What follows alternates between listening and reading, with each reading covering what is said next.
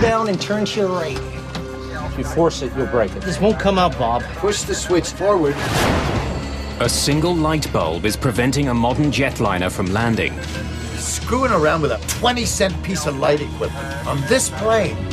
Struggling to fix a minor problem, a much more serious one develops. We're still at 2,000, man. Hey, what's happening here?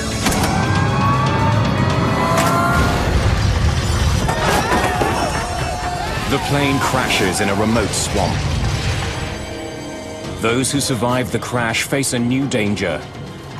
The swamp has filled with jet fuel. No one light a match! Eastern 401 was a pivotal accident in aviation history. The crash would point investigators to an astonishing danger lurking in all commercial cockpits.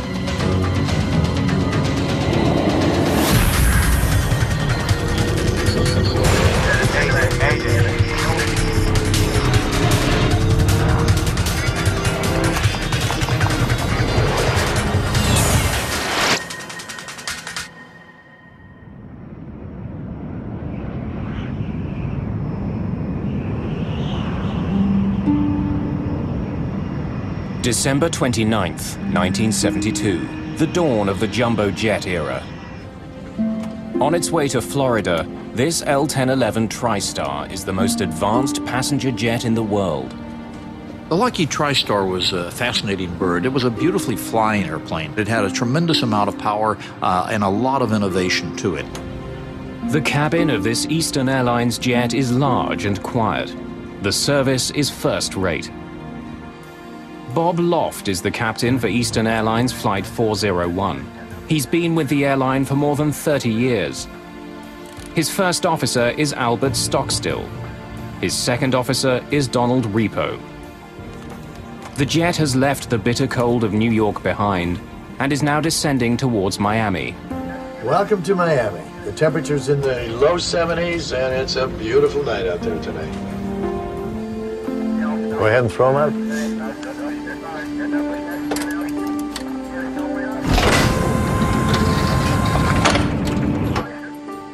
Angelo Donadeo is an off-duty Eastern Airlines maintenance expert. He's catching a ride back to Miami. There are 176 people on board tonight's flight. Most are heading south for New Year's. Ron and Lily Infantino have been married for only 20 days. They've just spent Christmas with his family. The seatbelt sign came on as normal. We're in a final approach. I look out the window there and I could see lights at the airport. Close to midnight, the plane begins its approach to Miami International Airport.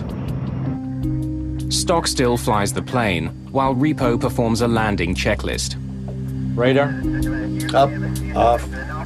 Hydraulic panels checked. 35, 33. Gear down. The captain notices a problem. Bird, is that handling? No nose gear.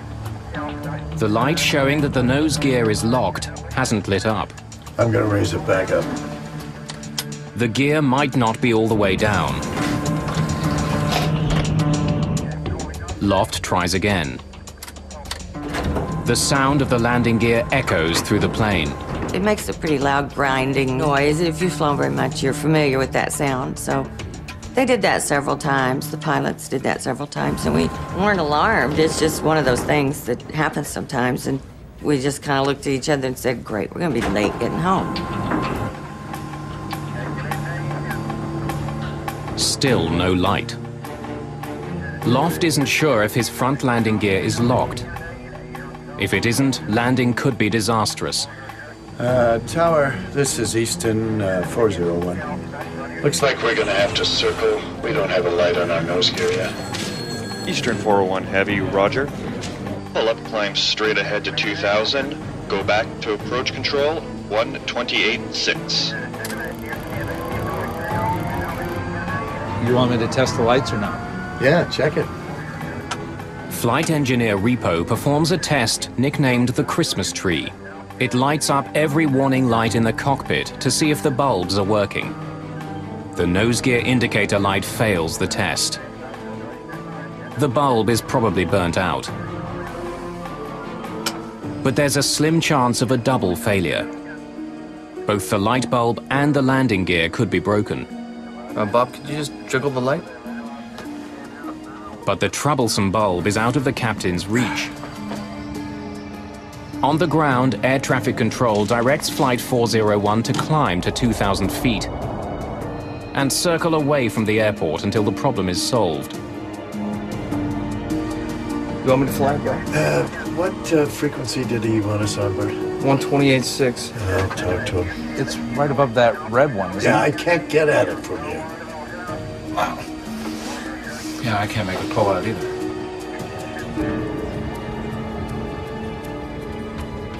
It's a moonless night. As the plane veers away from Miami, there's total darkness outside. All of a sudden, it turned pitch dark again. And that means we were going back out west towards the Everglades. Co-pilot Stockstill is flying the plane, but Captain Loft needs his help to solve the problem. Put the autopilot on here. The TriStar is equipped with the most sophisticated autopilot in history. It actually has the ability to land the plane on its own. Stockstill programs it to fly at 2,000 feet. Now, see if you can get that light out.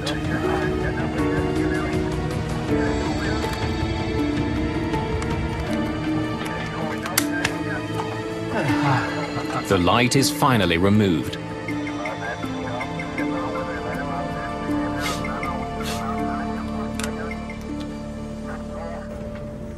Richard Pragluski is an aviation engineer. He takes this flight regularly and can tell that the plane is experiencing technical problems. He was heading out towards the Everglades. I knew there was something wrong with the plane because if you have a delay, they'll circle the plane. The irritating problem isn't getting better. Now Stockstill can't get the light back in. Now, push the switch just forward. Okay. You got it sideways then. Eastern 401, turn left, heading 300. Okay, 300, Eastern 401. Hey, get down there and see if that damn nose wheel is down. The electronics bay on the plane is underneath the cockpit. The room, nicknamed the Hellhole, is a unique feature on wide-bodied jets. The front landing gear mechanism can be seen from there. You got a handkerchief or something so I can get a little better grip on this? Hold down and turn to your right. Anything I can do it with? Turn to your left one time. Get down there and see if that damn This thing... won't come out, Bob. If I had a pair of pliers, I could cushion it with that I Kleenex. can give you a pair of pliers, but if you force it, you'll break it. Just believe me. To hell with it, to hell with this! Get down and see if we're lined up with that red line, that's all we care. Screwing around with a 20-cent piece of light equipment on this plane. As the crew struggles to fix the problem. In the cabin, Richard Pragluski sees something peculiar out of his window. I could see a tower to my right in the distance, and it looked like we were going into a glide path, which I found very strange. Pragluski has noticed something the pilots haven't. The plane is getting closer and closer to the swamp below. Put it in the wrong way, huh? Looks square to me. Can't you get the hole lined up? I don't know what the hell's holding that damn thing in there. It's always something. We could have made schedule. Without a green light, they still don't know if their landing gear is locked.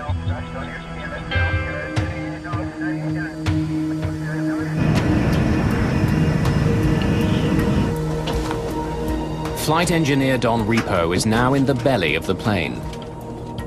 There's a viewing window in the hellhole which should let him see if the front wheels are locked in place. I don't see it down there. Huh? I don't see it. It's not lined up. I can't see it. It's pitch dark, and I throw the little light and get nothing. Wheel well lights on? Pardon? Wheel well lights. On? Captain Loft has forgotten to turn on lights outside the plane that illuminate the landing gear. Now try it.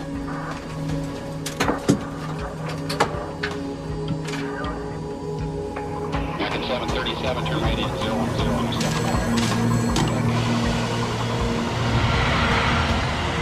At Miami International, controller Charlie Johnson has just finished dealing with another troubled jet. National 607 has landed without incident.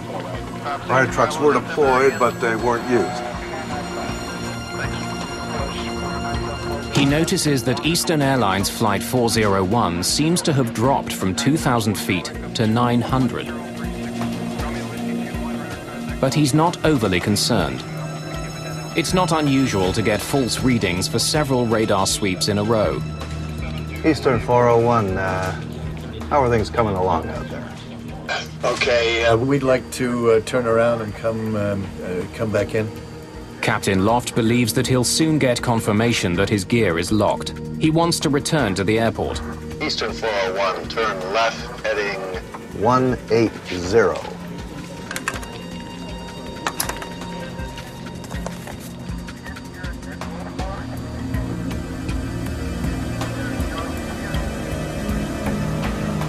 The plane is heading west, away from the airport. It will take several minutes to get lined up for the landing.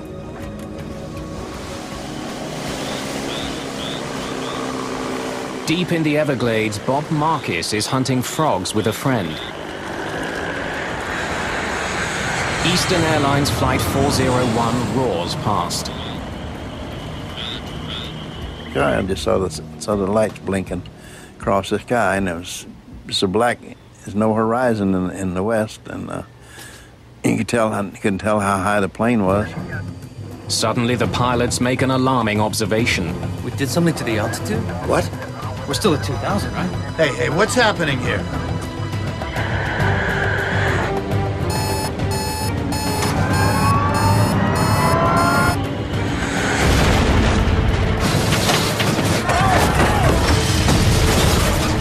I see the lights in the cabin just flickering on and off, and I heard a noise. It was a violent whipping sensation. Then all of a sudden, all hell broke loose.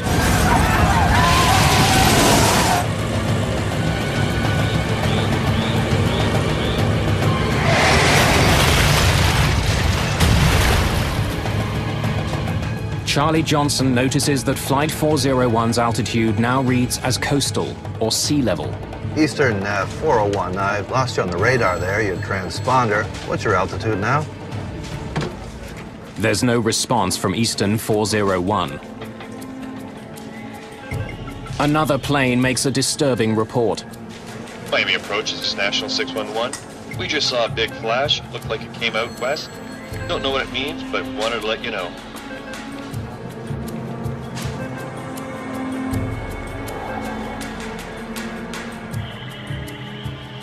In a dark, remote swamp, those who survived the crash find themselves in a nightmare.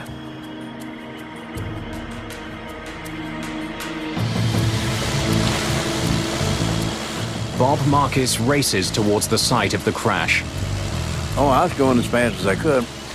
It took me about 15 minutes, I think, to get to the crash site.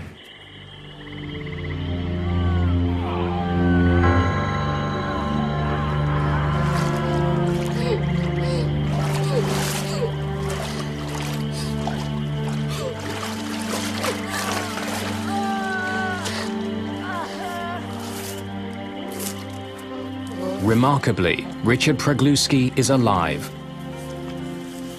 I knew I was badly injured because I could see my clothes hanging from my body. I had almost no clothes in the upper half of the body, and I could see skin coming down my arms.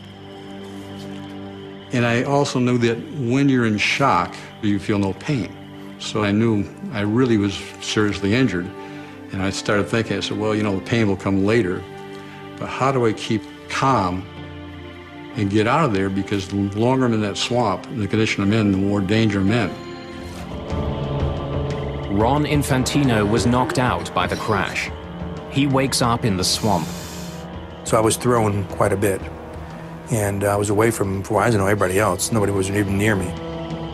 Lily. Lily. He's badly wounded. His new wife, Lily, was sitting next to him, but now she's nowhere to be seen.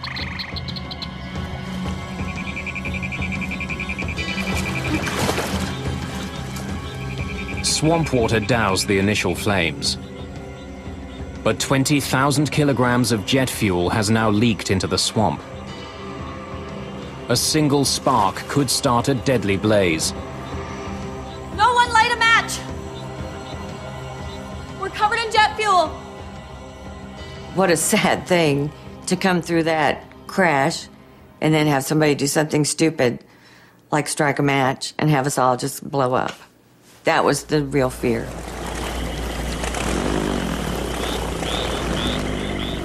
Hoping to help the survivors, Bob Marcus jumps into the swamp. He immediately feels the sting of the jet fuel on his skin. It burnt my legs. I had to treat my legs for burns for about a week. Don't worry. I got you. I got you. Bob Marcus saves dozens of lives, preventing many people from drowning.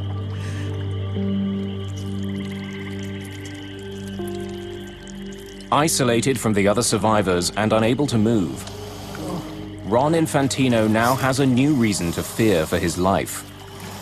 After a while, the alligators and the snakes, you could hear them in the weeds coming by, and you could hear the croaking of the alligators because they started to come back to the natural habitat. And as far as I'm concerned, if a gator came up to me or a snake, I was dead meat because I couldn't defend myself at all.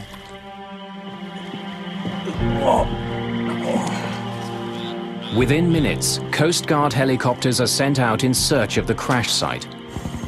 But in the pitch-black night, they can't find the wreckage. Bob Marcus tries to signal the distant helicopters. But I could see where they were, and they were going the wrong direction. And I just waved the light at them until I saw them turn and head back towards us.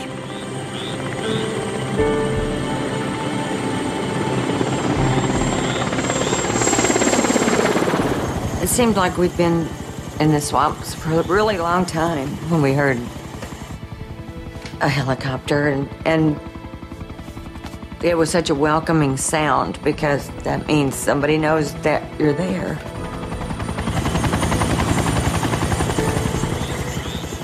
Less than half an hour after the crash, the Coast Guard arrives. But the nearest landing site is 100 meters away. Marcus rushes to meet the helicopter and ferry the rescuers back to the crash site. His first passenger is rescue worker Don Schneck. I made it to the airboat. He asked me, "Where are all the rescuers?" And I said, "This is it, let's go."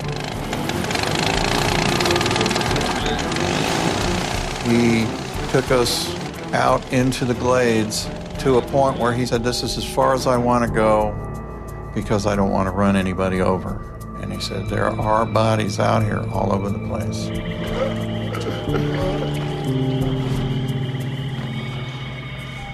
Don Schneck starts searching for survivors.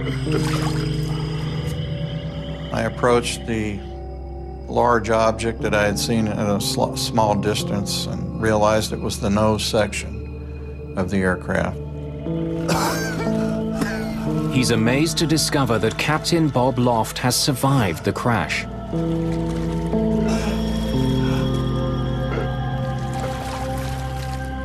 He was in bad shape. He had lacerations, so I knew he had broken ribs. I could tell he was in shock, so I calmed him down, told him, "I'm the only one here right now, but they're coming. Just hang in there." I'm going to die. He told me that, and I argued with him. Anything to keep anything going. It just made me feel so inadequate because it was just me. I turned around and I looked back towards Miami and thinking, where in the heck is everybody? And at that time when I looked, I must have seen 50 lights coming. And I went, thank God. First Officer Bert Stockstill was killed during the crash. Captain Bob Loft soon dies at the scene.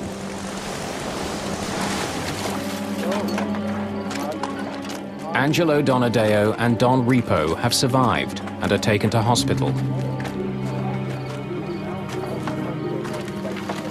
In all, 77 people survived the crash. 99 people are killed. By dawn, all the wounded have been transported to Miami hospitals.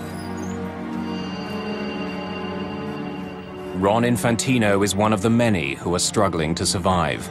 Priest comes over and does the last rites. So right then I knew I was in bad shape. And it's a scary thought. And of course at that time I'm still asking for Lily, you know, had they seen her? It was such a madhouse there that night, you could imagine. Lily. Where's Lily?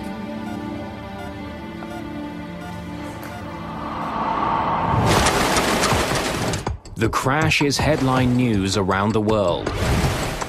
It's the first ever jumbo jet to crash, and it produces the largest number of deaths in US civil aviation history. There's tremendous pressure on investigators from the National Transportation Safety Board to find out what happened. It was an enormous puzzle because this was the newest, the most sophisticated, the best of the airliners. It apparently was in perfect working condition. So the NTSB perceived that this was going to be a very long investigation that involved multi-level potential problems.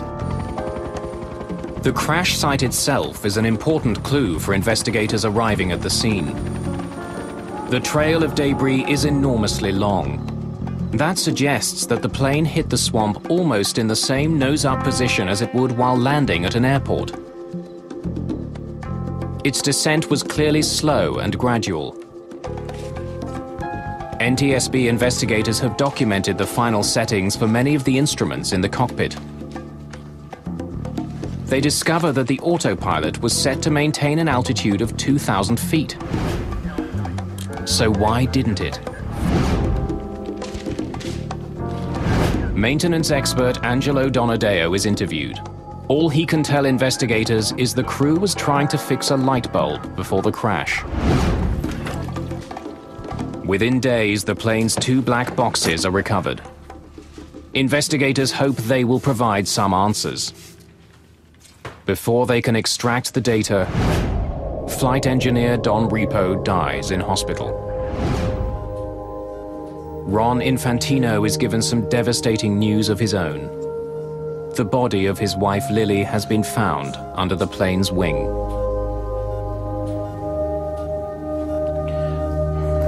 She was just a wonderful person. I was 27 years old and she was the same age, and it was actually my first love. Infantino is haunted by the memory of switching seats with Lily just before the crash. They had swapped seats quite casually earlier during the flight when she had gotten up to go to the restroom. She was thrown into the swamp and drowned, and he lived. The swamp proves both a blessing and a curse for survivors. That's what saved most of the lives, actually. Because the plane broke up, it absorbed all the energy. And the mud absorbed it, and the plane just dispersed. The swamp water is so thick with mud, it also clogs survivors' wounds, preventing many from bleeding to death.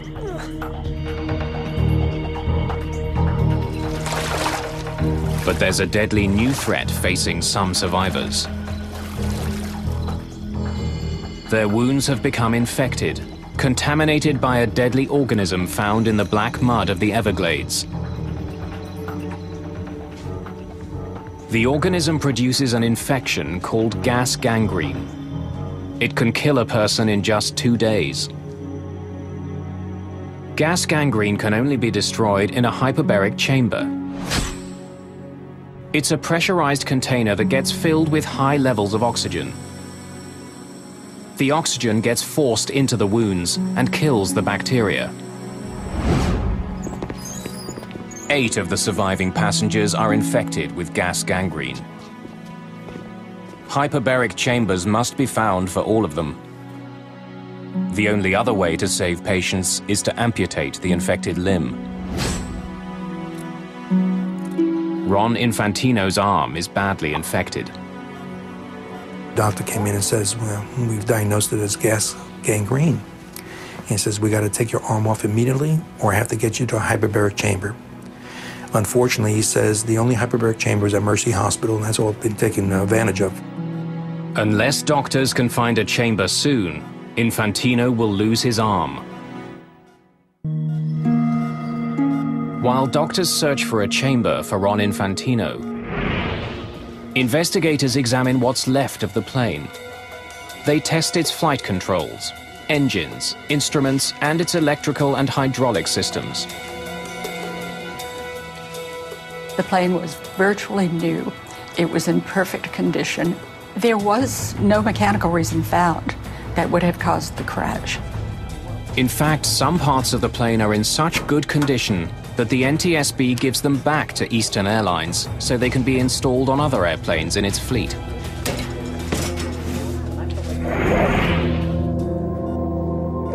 An unused hyperbaric chamber is finally found for Ron Infantino at a Navy base in Panama City. He spends 40 hours in the chamber. The pressurized oxygen kills the bacteria and saves his life. Gentlemen, we have 3 causes of the crash to explore. A state-of-the-art jetliner plunged 2,000 feet without the crew noticing. Investigators know the plane was mechanically sound. They now focus on other possible reasons for the unobserved descent. At the top of the list is subtle incapacitation of the pilot. The autopsy of Captain Bob Loft has yielded a gruesome discovery. Captain Loft had a large, undetected tumor growing in his brain. It pressed into the part of his brain responsible for sight. Medical records reveal that between the ages of 50 and 52, vision in the pilot's left eye had rapidly deteriorated. Doctors believe that the captain may have had reduced peripheral vision. The tumor could have created blind spots. As his attention became focused on the malfunctioning light, he may not have noticed dire warnings on his altimeter. We're still at 2,000, right? Hey, what's happening here? Investigators learn what they can about Captain Bob Loft. They interview people who knew him and pore over his medical records.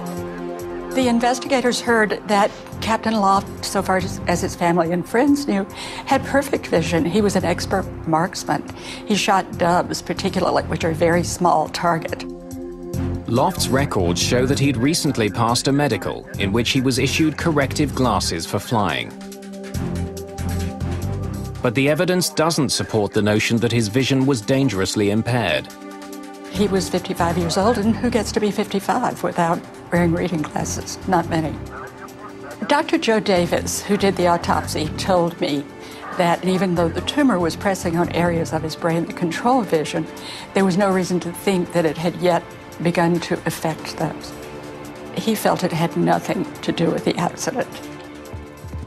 Investigators still don't know why Flight 401 started descending in the first place. Put the autopilot on here. Right. Could the autopilot, which was supposed to keep the plane at 2,000 feet, have malfunctioned? The plane's computers survived the crash. They're removed and examined. 11 days after the crash, the autopilot computers are installed on another TriStar. It flies the same route as Flight 401. The autopilot holds that plane at 2,000 feet. So why hadn't it on the night of the accident? Investigators will need to explore other leads to find out. There's another question that dogs this investigation. Why didn't the Miami Tower alert the crew that their plane was dropping? The world's first three-dimensional radar had recently been installed there. It meant that controller Charlie Johnson knew the location, altitude, and speed of Flight 401.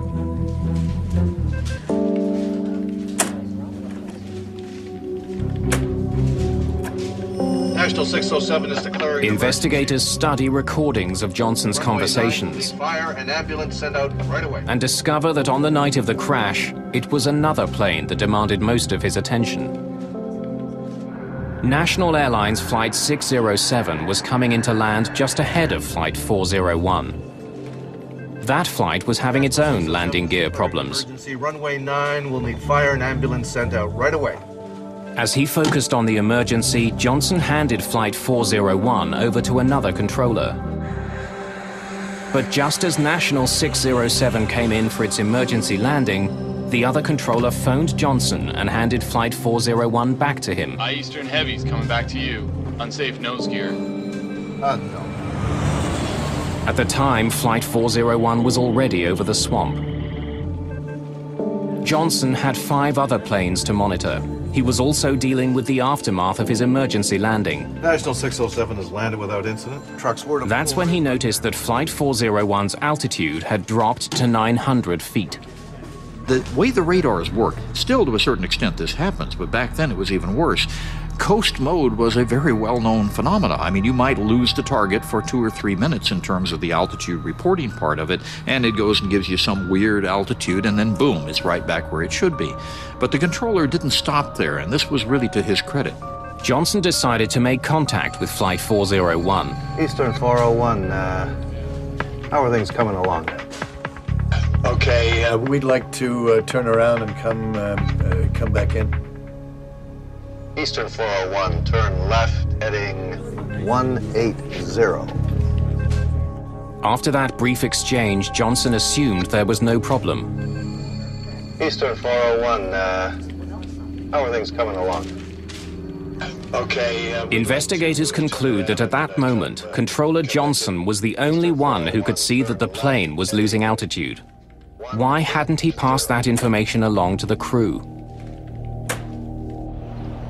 US government regulations for air traffic controllers provide the answer. It simply wasn't part of a controller's job.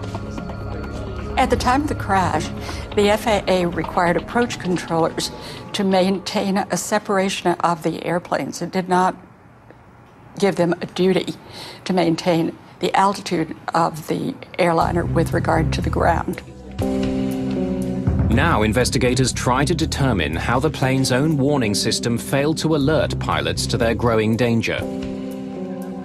The L-1011 is equipped with an alarm that sounds if the plane goes 250 feet above or below the altitude selected by the pilots. As investigators replay the tape from the black box, they clearly hear that alarm sounding in the cockpit as the plane passed through 1,750 feet. Did you hear that? How did they miss it? Investigators closely examine the cockpit transcript to try to understand how the alarm was missed. Put it in the wrong way, huh? Swear to me. Investigators notice that just before the alarm sounded in the cockpit, warning the crew that the plane is too low, both pilots were completely absorbed with the landing gear light. The conversation also tells investigators that the flight engineer was below in the hellhole. The warning chime came out of a speaker at his workstation. Investigators begin to realize that the 2 pilots were unable to hear a perfectly audible alarm because they were focused so entirely on solving another problem. That chime, which is clearly heard on the cockpit voice recorder, was not registering in the minds of all the men on that flight deck. Not because they weren't trying to pay attention, but because they were tunneled in on this one problem. That's what we do as humans. Investigators now focus on crew distraction as a likely cause of this accident. Several instruments would have displayed the decreasing altitude. The major question was, why were the pilots so preoccupied that they were not looking at the instrument panel? They had to look at the human beings. They had to look at the interaction. They had to look at why no one was paying attention to the airplane as it began to creep out of 2,000 feet. That was scary territory in 1972. Investigators interview a number of pilots and make a startling discovery. Pilots admitted that they placed a lot of trust in the modern new autopilots flying their planes. they may have become overly dependent on the technology. Put the autopilot on here. Investigators suspect that the Eastern crew was so confident in their autopilot that they didn't monitor their instruments as closely as they should have. Now, see if you can get that light out.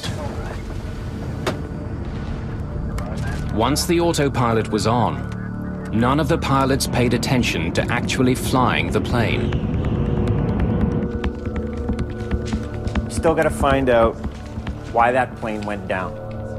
Investigators still haven't determined the most crucial piece of information. If the autopilot was working, why did the plane dive into the swamp? We did something to the altitude?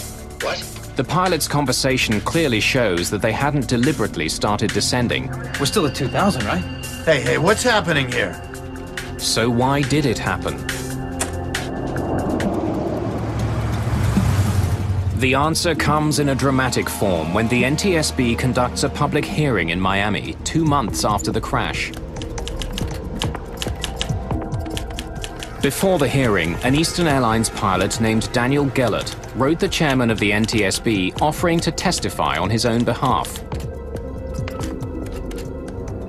He had flown the TriStar L-1011 and noticed some abnormalities. The world of airline piloting in 1972 was hostile to a pilot going around his chief pilot and his airline and raising his hand to the NTSB and saying, hey, wait a minute, I've had an experience too, because airlines were far more insular than they are today.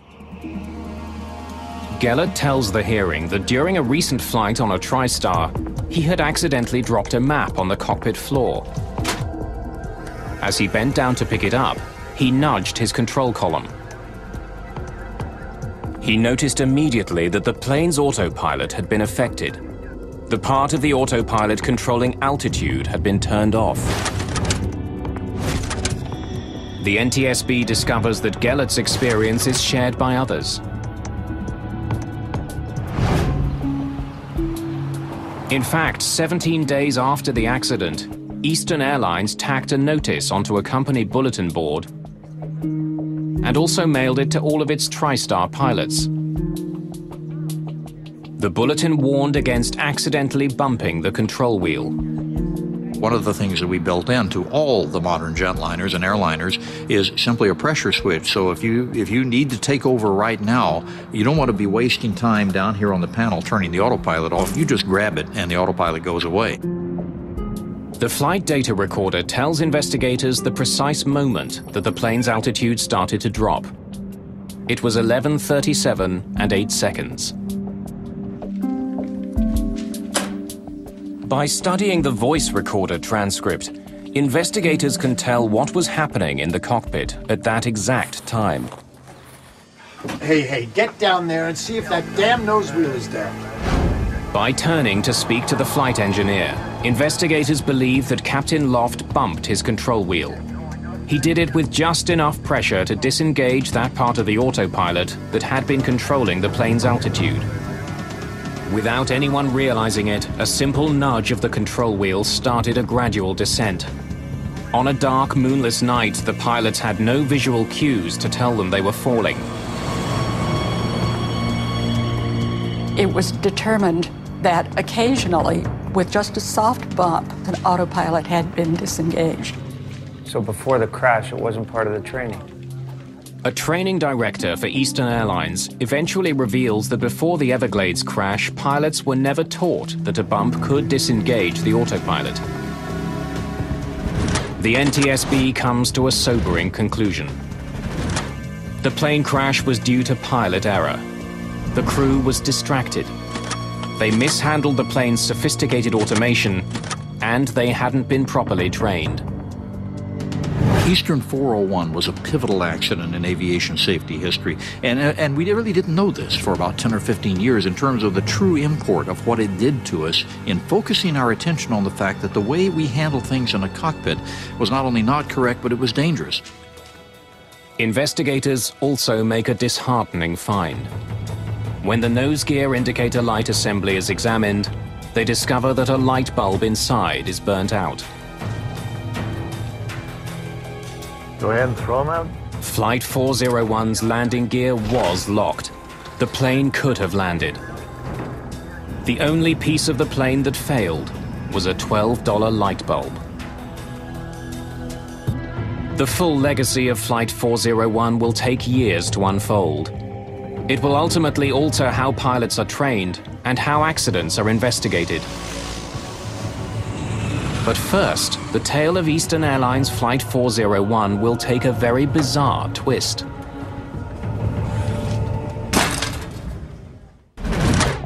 As far as the NTSB is concerned, the investigation into Eastern Airlines Flight 401 is over. Several recommendations were laid out to prevent similar accidents. Those include new regulations instructing air traffic controllers to warn pilots when they're getting too close to the ground. But 4 years later, it became clear there was a bigger lesson to be learned from Eastern Airlines Flight 401. In 1977, two 747s collided on a runway in Tenerife on the Canary Islands. It was the deadliest plane crash of all time. And we're now at takeoff. Okay, stand by for takeoff, I will call you. 1736, report when runway clear. That accident was caused by a string of miscommunications in the cockpit. Is it not your off, Doug? Is it not your off? They're on American. Investigators established that 70% of crashes were due to pilot error.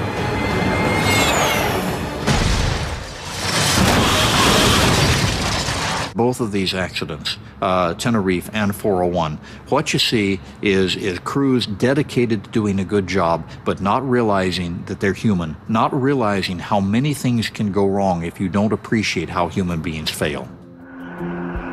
By the late 1970s, NASA began to explore a new behavioral science designed to reduce pilot error. And pilots be on the lookout for any different from behavior when we acquire. It's called Crew Resource Management, or CRM. Crew resource management simply means that we're not going to have one pilot leading and everybody else following. It means that the captain has to be a leader and listen to and interact with his subordinate crew members, and the subordinate crew members have to speak up. Decades later, Flight 401 is taught in aviation courses around the world as a textbook example of poor CRM. The problem was that we did not teach Bob Loft or Stockstill or any of these folks at the time that when something goes wrong, the commander's first responsibility is to maintain aircraft control and either do it himself or assign somebody. We're up to 2,000. You want me to fly, bro? What frequency did he want us on, Bert? 128.6. I'll talk to him. On Flight 401, Captain Loft did not clarify who should be doing what. Instead, all three crew members worked on the same problem. Bob, could you just jiggle the light? It's gotta come out a little bit and then snap in. With the co-pilot flying, the captain commanding from the left seat, you already had cross purposes here. It's right above that red one, isn't it? Yeah, I can't get at it from here. And you had a light quadrant the captain couldn't quite reach, and the co-pilot could, but the co-pilot is flying the airplane. You've just set them up for a major problem, and guess what? Systemically, we never taught them what to do. Today, CRM also trains flight crews not to be intimidated by one crew member's mood. You got a handkerchief or something so I can get a little better grip on this? Anything I can do it with? Get down there and see if that damn This thing... won't come out, Bob. So if the leader is having a problem, in this case with a light bulb, okay. You got it sideways now. and he's really irritated at it, and the co-pilot has now made the problem worse. The co-pilot's not going to be happy with himself over that. I don't know what the hell's holding that damn thing in there. Don Repo is not going to be happy that he got downstairs to try to solve the problem, and he couldn't see anything, and he's got to come up and report that. I don't see it. They're all tense. It's not lined up. I can't see it. And when you get a crew like that tense, this is not to turn around to the captain and say you shouldn't have done that. But this is part of the evolution of what air safety has now learned and been able to teach so many other industries. The enduring legacy of Flight 401 is the delegation of specific tasks in the cockpit. The result is fewer crashes. There was also much more bizarre fallout from this crash. For a while, it seemed that the crew of Flight 401 was haunting other Eastern Airlines flights. For some time after the crash, flight crews and passengers report seeing lifelike apparitions of Flight 401's crew.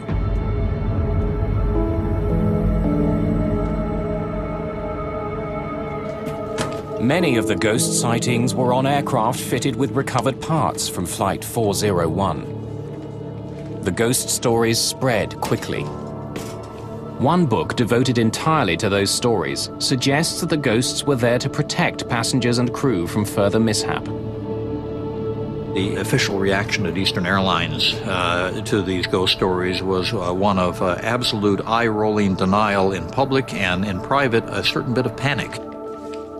There are so many ghost sightings that eventually Eastern Airlines removes Flight 401's cannibalized plane parts from all other aircraft. None of those who survived the crash will ever forget the horror they witnessed in the Everglades that night.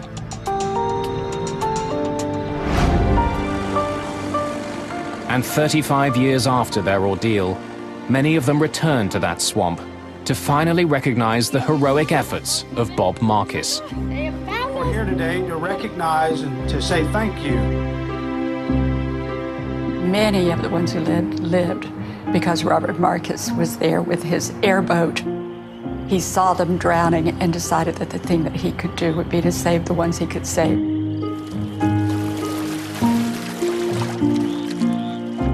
Robert Marcus was the kind of person that I hope that all of us ultimately would be if we were confronted with that sort of thing, but he drew on some special courage to do what he did. He was one of the true heroes of the crash.